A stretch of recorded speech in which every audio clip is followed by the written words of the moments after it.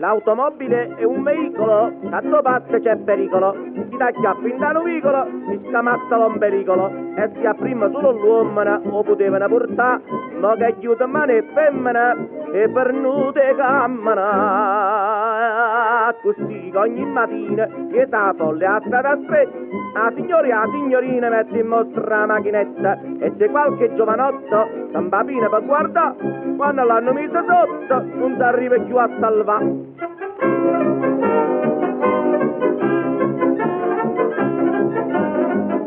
Ma a cantare il precipizio, l'assessore con giudizio per il libero esercizio mette il guardia di servizio. Così tutte queste eccentriche, questo sport nuovo secolo, non appena vanno a correre, gli esce guardie coppi secolo. E ogni zip il corso pubblico, ogni tanto è una scenetta. Signori, datemi un numero, voi cacciatemi la libretta, ma io ho una ruota gonfia e non posso camminare. E favorite l'indo piccolo e mettete a pompa.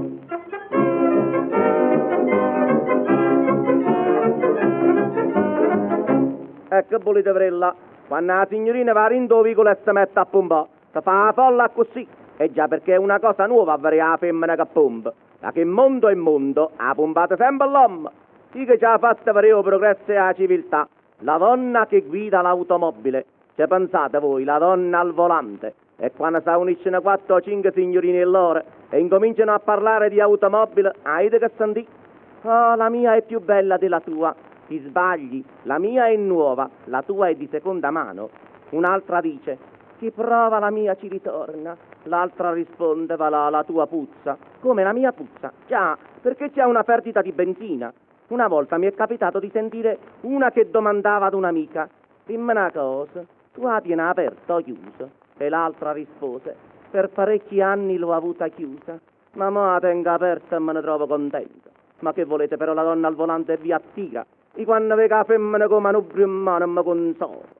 Macchinette che passeggiano, macchinette che volteggiano, e le belle che gareggiano, come che si pavoneggiano. Senti Clara, senti Alberta, la tua macchina non si usa, oh, a me piace averla aperta, e a me piace averla chiusa. Giorni fa, una signorina, con la chiribiri nuova, volle andar fino a Resina con gli amici a fare una prova.